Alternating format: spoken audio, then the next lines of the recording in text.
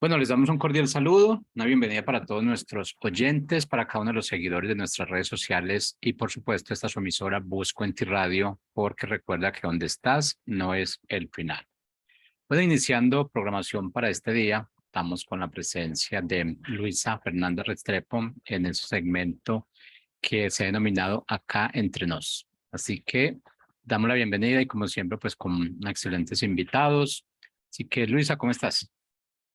Hola Jorge, hola a todos, ¿cómo están? Un buen día, hermoso como siempre, llenos de bendiciones, con la gracia del Señor. Transitaremos este día de manera como Él así lo tenga dispuesto, ¿no? Eh, Gracias a Diego que aceptó la invitación, ni siquiera mía, él sabe quién fue el que lo invitó. Lo invitó hace mucho tiempo además, pero este es uno de las grandes cosas que el Señor ha hecho también en mi vida, es tener a Diego como amigo. Bueno, Dieguito, te doy la bienvenida. ¿Cómo estás? Bueno, Luisita, un abrazo, un saludo para Jorge, para Buscando en Ti. Creo que es un buen uso de las redes y de todos los canales de comunicación ahora. Entonces, nada, es un placer acompañarlos hoy aquí. Bueno, qué lindo. Yo quiero contarles un poquito de yo cómo conocí a Diego. Los dos somos amigos de la Facultad de Teología. Compartimos muchísimo. Éramos los laicos de la facultad, entonces éramos como los más antagónicos en la facultad, pero fue un caminar muy bonito, así que están todos ustedes presentes ante un hombre muy preparado y con una visión muy ecuménica de todo lo que es el caminar al lado de Dios. Cuéntanos, Dieguito, ¿quién eres tú? Bueno, yo soy un bogotano promedio, típico bogotano, y conocí del Evangelio más o menos como a los 17 años. Estaba en la universidad estudiando ingeniería agronómica en Ibagué. Y bueno, la verdad es que toda mi vida funcionaba, estaba todo marchando, me comía el mundo a mordiscos, hacía lo que me daba la gana, me divertía demasiado, además me encanta la vida, entonces la disfrutaba en todo lo que podía, pero era un vacío. Y entonces una vez una persona me regaló un Nuevo Testamento de esos pequeñitos que regalan de los Gedeones, y como me causó curiosidad intelectual, empecé a leer los evangelios, me impactó la persona de Jesucristo, pero lo veía, ni siquiera sé cómo lo veía, lo veía como un personaje medio histórico, medio mítico, pero me impactó lo que escribían los evangelios, y de ahí ya se despertó como una pregunta acerca de Dios. Y un día alguien me invitó a una iglesia cristiana. Yo estaba muy renuente de ir porque pensaba que era colonialismo mental gringo, o un sacadero de plata, aunque en este tiempo las iglesias no eran tan exageradas en ese mercantilismo desaforado de la fe. Entonces, pero fui porque la persona que me invitó me gustó. Entonces me fui detrás de la niña para ir a la iglesia. Y resulta que cuando llegué, la persona que estaba hablando acerca de la Biblia, de la palabra de Dios, del Evangelio, era preciso Juan capítulo 3, Jesús sin Nicodemo. Eso me atravesó porque por primera vez me pregunté: Dios, ¿de verdad tú existes? Y si tú existes, eh, tú puedes relacionarte conmigo, y eres tú el vacío que yo siento que no llena nada del éxito y del gozo de este mundo. La respuesta no llegó, pero yo sentí inquietud de volver al lugar. Volví, y en medio bueno, de idas y venidas, a la final pude conocer a Jesús. No lo conocía, aunque yo era pues de un hogar católico como todos en Colombia, catolicismo nominal, donde uno asiste de vez en cuando a la iglesia según las fiestas patrias, pero realmente nunca me había cuestionado seriamente sobre Dios. Cuando ya empecé a conocerlo a través de la palabra, me impactó y cambió totalmente mi vida, porque el vacío que yo sentía, que era un vacío como existencial, completamente fue suplido, llenado. Además empezó a ocurrir en mi vida como un sentido de la existencia profundo. Yo lo llamo la plenitud de la existencia. Y de pronto le dije yo a Dios: bueno, si tú quieres que yo te sirva porque me encantó, servirle era darlo a conocer a más personas. Pero le dije, a mí me gusta todo, yo hacía teatro, música, danzas, poesía, bueno, molestaba demasiado en muchas áreas, entonces yo dije, no quiero que esto sea más como un hobby más, no como una diversión más, sino si tú me llamas, yo te respondo. 5 años después estaba yo trabajando con una empresa israelí en Venezuela en un proyecto de agroindustrial y el Señor me llamó. Yo me había apartado, había dejado de congregarme, de leer la palabra, de orar, y en eso Dios me llamó y me dijo, bueno, deja todo y sígueme. Y era difícil porque yo tenía 25 años, 26 años, me ganaba un poco de dinero, porque era una empresa internacional que me pagaba en dólares, me pagaba hasta la sonrisa, y era una decisión trascendental. Yo sabía que realmente era dejarlo todo. Y estaba precisamente visitando a una novia, estaba ahí con ella durmiendo, y eso fue en medio de la noche. Y sí, después como a las 4 de la mañana, después de pelear toda la noche, porque yo sacaba mil objeciones, le dije que sí. La pregunta básica era, ¿usted es feliz? Y entonces yo le dije, no, disfruto la vida, disfruto todo, pero no soy feliz. Y entonces Dios volvió a cuestionar mi corazón y me dijo, ¿y cuándo has sido feliz?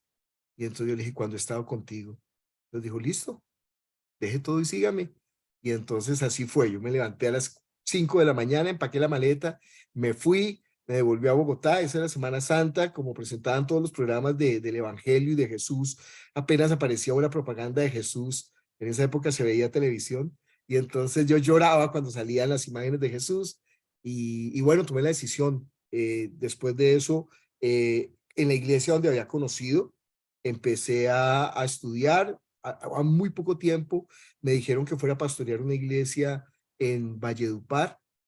Con mucho temor y desconocimiento también fui, comencé, seguí. Después en la iglesia en donde estaba sirviendo, que fueron como 9 años, me llamaron para Bogotá, para Cedritos. Empecé a ver que había unos movimientos como medio extraños, que no tenían un corazón como sano para el evangelio. Resultaron despidiéndome de la iglesia porque yo empecé a convertirme una piedra en el zapato. Me fui a Corea porque me había ganado una beca para estudiar teología en una iglesia bautista. Es una iglesia inmensa, tiene creo que 180.000 miembros, o tuvo 180.000 miembros en su mejor momento. Y bueno, era traducción a 5 idiomas, estudié ya 2 años teología. Y cuando regresé, yo cuestioné al Señor en oración y le dije, bueno, Señor, ¿qué hago? Entonces él me dijo, ¿qué está buscando? Y yo le dije, pues una iglesia donde no se haga mercantilismo de la fe, donde se predique de verdad la palabra de Jesús, donde la gente no se enseñoree de los demás, donde se permita que cada uno pueda desarrollar su ministerio, su espacio en la vida cristiana, donde las cosas se hagan decentemente y en orden, donde no se manipule a la gente y no se le saque el dinero. Y entonces el Señor me dijo, bueno, ¿y conoce esa iglesia? Le dije, pues no. Me dijo, entonces comiéncela. Y ese domingo en la sala de mi casa se reunieron 22 personas con las que yo tenía grupos de estudio bíblico. Y bueno, al poco tiempo ya empezó a reunirse más gente, tuvimos que alquilar, rentar un lugar. Después de eso ya siguió creciendo, nos instalamos y bueno, ya la iglesia, para hacer corta la historia, la iglesia en la que sirvo ya tiene 15 años. Fui a estudiar teología en la facultad de la Universidad San Buenaventura con los franciscanos, porque me pareció la línea teológica del catolicismo más sensible al hombre, al propósito de la palabra. Además, la Universidad San Buenaventura tiene una especialización en ciencias bíblicas que es muy reconocida. Y entonces allí fue cuando nos cruzamos con Luisa. Era raro ver laicos estudiando, y muchos de los sacerdotes que estaban estudiando, inclusive lo hacían era más como un requisito, realmente como por el conocimiento, de modo que nosotros podíamos disfrutar, pues tengo que decirlo así, lo sentí, más el estudio, porque nosotros lo hacíamos realmente por conocerlo. Pero a mí me sirvió también muchísimo estar allí, porque amplió mi mente en cuanto al ecumenismo, lo que tú decías. Porque como yo no era una persona religiosa, en mi casa no eran religiosas, ni católicos así religiosos, tampoco fue una persona protestante religiosa, pero digamos que en el protestantismo en todo caso sí se meten muchos sesgos y hay mucha, por naturaleza, ¿no? Como una aversión hacia la religiosidad. Pero al conocer también dentro del catolicismo gente auténtica que sinceramente está buscando a Dios y ver que en este camino del conocimiento estamos todos, o sea, nadie puede decir nosotros tenemos la perfecta doctrina o todos tenemos ya la verdad. Creo que todos estamos en ese camino y por eso vamos a necesitar la eternidad para conocerlo, para estar conociendo la verdad. Entonces, nada, ahí hemos estado y ahora pues me invitaste a este programa tan bueno, entonces aquí estamos. Sí, ha sido un trabajo muy fructífero ese que has venido realizando y efectivamente se nota que atendiste el llamado de manera seria y consciente y real y asumiendo todos los riesgos y ni siquiera los riesgos, todo el asombro, la capacidad de asombro de asumir un camino que pareciese muy duro, pero que de verdad acompañado de él se hace liviano. Él es nuestro Cirineo, ¿no? Entonces, yo con ese relato que me haces y que me lo hiciste muchas veces en la facultad, no, ahorita me llama muchísimo la atención que tú me dices Juan 3, Nicodemo, el texto que a mí me identifica de tal manera que esta iniciativa que yo emprendí, que se llama Wisú de Samaria, es Juan 4. Juan 4, la samaritana. Sí. Yo, de hecho, cuando compramos esta finca, que es donde se realizan las actividades que yo realizo, de carácter social, principalmente siempre carácter social mistagógico, no filantrópico, que eso quiero decir, o sea, la diferencia entre la mistagogía y la filantropía es que cuando haces un acto de carácter social, filantrópico es el hombre por el hombre, lo cual no está para nada mal y no hay ningún Ajá. problema. Pero cuando no uno lo hace con un espíritu mistagógico, lo que revela es a Dios, el misterio. Lo que se revela en las acciones de carácter mistagógico es el misterio. Eso es la intención que he venido realizando. Y el día que compramos esta finca, mi ex esposo me dice, bueno, ¿cómo le ponemos? Y yo no tenía conocimiento de nada, dije Samaría. Y la finca se llama Samaría y todo en mi vida ha sido la samaritana, la que se acerca al pozo y el Señor le dice las verdades y le dice así como te dijo a ti, usted tiene 5 maridos y el que tiene tampoco es el suyo. Y dame de beber. O sea, todo lo del texto y lo he estudiado con mis compañeros franciscanos, hemos hecho exégesis. Exégesis es estudiar el texto desde, para quienes no lo sepan, desde una parte muy, ¿cómo se llama?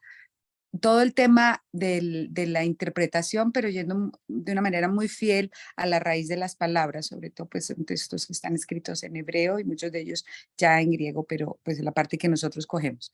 Bueno, eso por una parte me pareció muy coincidencial que todo tu movimiento y todo tu encuentro haya sido a través de Juan 3, el mío a través de Juan Juan 4, 4. tú Nicodemo, yo la Un paso samaritana. más adelante. Sí, imagínate qué bonito, ¿no? Pero con respecto a esto que es lo que nos convoca hoy, que es esa mirada ecuménica y ese acá entre nos, subrayando ese entre nos, logro ver que definitivamente todo pasó por otros. La novia fue un pretexto para ir. Los grupos que ibas realizando poco a poco fue por otro. Lo único que existió de ti fue disposición.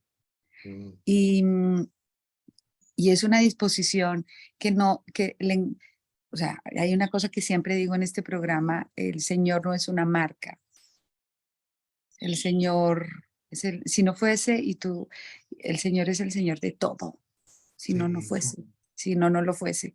Entonces, está bien de divisiones, ya no más, ya construyamos un mundo aquí entre nos. La manera de hacerlo es lo que quiero que tú me digas, cuál sería la metodología que tú empleas para una persona que no quiere, porque eso es lo que más encontramos, que no quiere acercarse a nada de religiosidad. Pues Que le suene, ¿no? Que le suene a que eso. creo que el pasaje más ecuménico que hay en Juan es precisamente Juan 4, porque esta mujer samaritana pertenece al grupo de los que adoraban en el monte Gerizim, que son las 10 tribus de Israel que regresan de la deportación por el imperio asirio. Y estos adoraban en Gerizim y hubo siempre una lucha con los de Jerusalén. En la época de los macabeos, los de Jerusalén fueron y destruyeron el templo. Tú sabes que destruir un templo es un delito, todavía es un delito de lesa humanidad. O sea, dañar un templo es lo más terrible, tanto que la mezquita dorada que está sobre la explanada del templo, es que los judíos vuelvan a reconstruir el templo, porque nadie puede destruir esa mezquita dorada. Entonces no se puede meter ahí y los musulmanes muy astutamente hicieron esa mezquita allí. Y entonces, y los de Samaria, para contrarrestar el ataque que le hicieron los judíos, fueron y esparcieron huesos de muerto en el templo, lo cual constituía que el templo ya quedaba inmundo y no se podía volver a usar. Tanto que dicen que el movimiento esenio, de los que se fueron al Mar Muerto, salieron a partir de ahí diciendo que ya el templo no era, pero además porque el sacerdocio tampoco era un sacerdocio lícito. Sí, hay toda una componenda de los macabeos para quedarse con el sacerdocio. Pero lo interesante es que esta mujer es una mujer que, aunque tiene su religión, ella está buscando es la verdad, por encima de la religión. Hay gente que habla muy mal de la mujer samaritana, pensando que era una mujer como J-Lo, como que tiene... Pero ellos olvidan que existía la ley del levirato. El levirato era una ley piadosa en donde una mujer israelí, acuérdate que los samaritanos son israelitas, si ella se casaba, si ella se moría el marido sin tener hijo, la ley decía que ella tenía que casarse con el familiar más cercano. En el libro de Tobías, que es un libro deuterocanónico, existe el ejemplo de una mujer que se casó con 7 hermanos, y los saduceos le preguntan esto a Jesús. Una mujer se casó con 7 hermanos. El punto era que cuando tenía hijo, ahí paraba la obligación de la ley del levirato. Levir significativo, o sea, casarse con el familiar cercano. Y entonces cuando tenía hijo, era una viuda con hijo, ya no tenía que volver a casarse. Pero esta mujer no ha tenido hijos. Por eso le dice Jesús, y el que tienes ahora no es tu marido. O los saduceos le preguntan, ¿cuál de los que se casó con ella será su marido si de ninguno tuvo hijos? Entonces esta mujer le pregunta a Jesús, cuando Jesús le revela todo ese afán o ese anhelo o ese deseo que ella tiene por conocer la verdad, Jesús a partir de su situación particular, le revela que él es el Mesías y le dice algo importante, ni en Gerizim ni en Jerusalén. O sea, ya no es una cuestión religiosa, ya no es una cuestión de secta, ya no es una cuestión de doctrina, ya no es una cuestión de saber quién tiene la línea ortodoxa o el patriarcado legal, sino que Jesús le dice, la hora viene y ahora es cuando los verdaderos adoradores adorarán al Padre en espíritu y en verdad.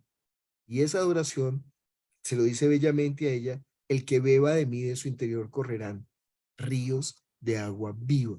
Y después dicen, Juan, esto es el espíritu que hemos de recibir. Entonces creo que el punto nuestro, y creo que es un poco lo que yo he tratado de construir con este pedazo de vida que algo tiene que servirle al Señor, es llevar a la gente a los pies de Jesús sin sesgos religiosos, sin doctrinas de los hombres, sin todas las arandelas que le ha colocado el hombre a la religión, sino más bien llevarlos al evangelio, al conocimiento de Jesús. Y ese es el encuentro aquí entre nos. Eso es lo que se produce cuando uno empieza a conocerlo. Creo que entre más uno lo conoce, pues resulta enamorándose de una manera impresionante de Jesús, de su vida, y también de cada uno de los personajes que interactúa con él, porque fíjate que no es solamente Jesús.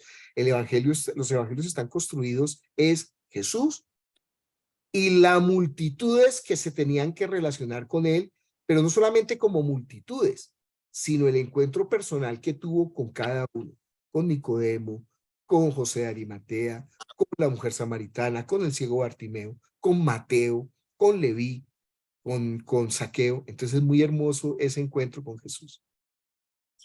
Sí, eso que estás diciendo y poniendo un poco, subrayando eso que estás diciendo que es Jesús y la comunidad que se acerca a él, incluso la que él no se acerca a él, él va y se acerca. Sí, Él es quien él toma, él es él quien toma la toma la iniciativa. iniciativa. Y simplemente por amor al Padre. O sea, nadie va al Padre sino a través mío. Son tres. Es el Padre, Jesús y nosotros. Entonces, por eso quería hacer este énfasis en la palabra trinitaria, en la comunidad de amor, pero ¿en dónde está la comunidad de amor? La comunidad de amor definitivamente tiene que partir del amor a Jesús hombre, y Cristo, el revelador, el santificador, el Salvador, perdón, santificador es el Espíritu Santo, pero el Salvador, que nos revela al Padre. Y allá solamente podemos llegar a través de la verdad, y la verdad es Cristo.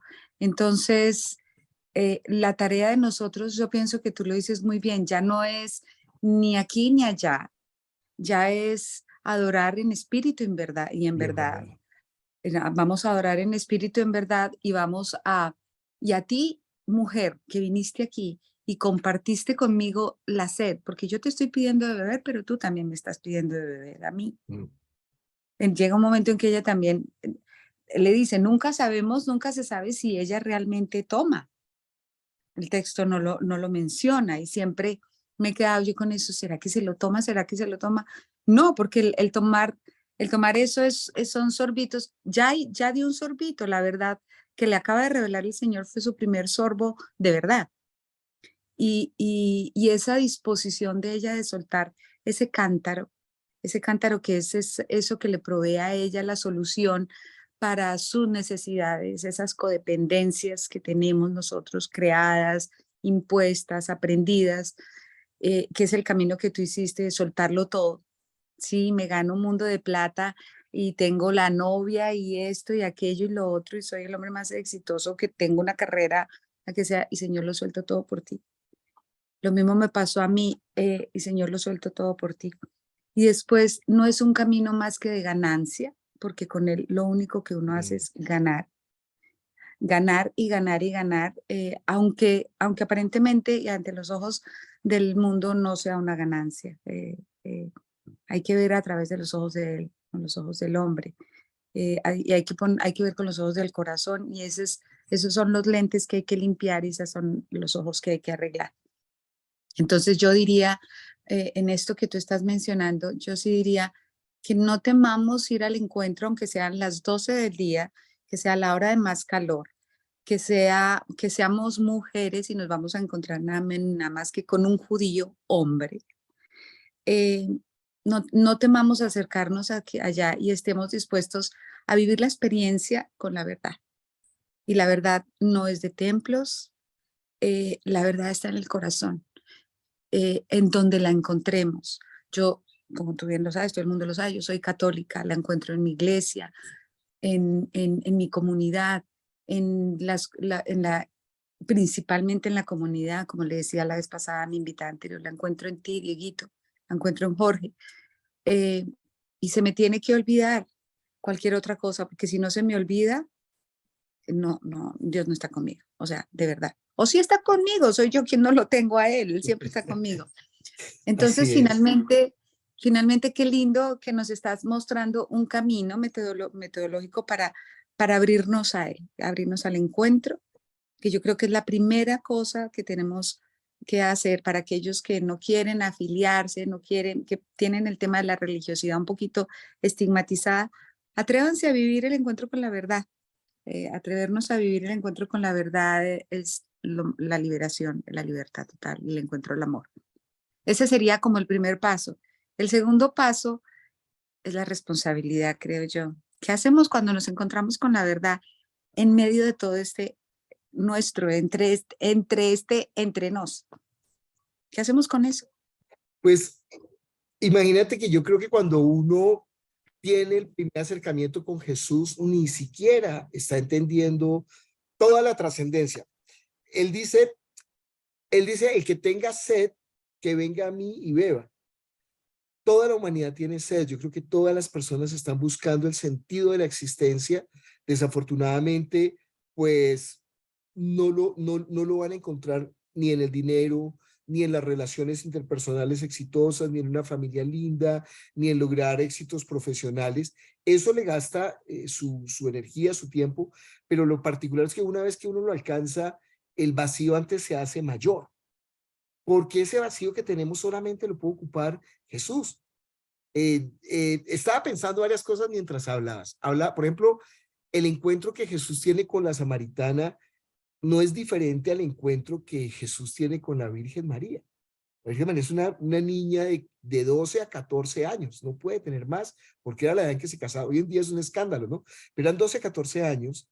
Todas las mujeres judías, israelitas, acuérdate que la samaritana también está esperando al Mesías, dice, cuando venga el Mesías, y precisamente por eso ha cumplido la ley del levirato, porque el gran logro para una mujer judía era que a través de su vientre viniera por lo menos alguien de la descendencia del Mesías. Sí, por eso todas las mujeres no tener hijos era una maldición, porque significaba estar cortado de esa historia que había prometido desde Adán, de que el hijo de la mujer, por eso Eva significa la madre de los vivientes, el hijo de la mujer aplastaría la cabeza de Satanás. Y con esa promesa es el desarrollo a partir de ahí de toda la historia de los semitas, de los hebreos, de los israelitas y de los judíos. Esta mujer con 14 años aparece el ángel y la mujer se apuesta a la vida, se apuesta a todo, lo que tú decías, dejarlo todo, pero creo que inclusive cuando uno sabe que todo es nada, esto parece un eufemismo, pero que todo es nada, pues uno se da cuenta el valor que tiene la vida de fe, la vida espiritual, el conocimiento de Jesús. Y a todos nos está haciendo la misma oferta, ¿sí? Incluso, pues, María es bienaventurada, o sea, en estos días yo escribí en el Facebook, es impresionante que ella sea la mujer que le dio un hijo a Dios. Eso es impresionante. Espérate un minutico, que tengo que botar unas llaves aquí por la ventana. Bertis, estoy en clase, qué pena. A esto que ya se nos va a acabar el tiempo, Jorge. Y entonces, bueno, entonces lo que tú decías, la respuesta.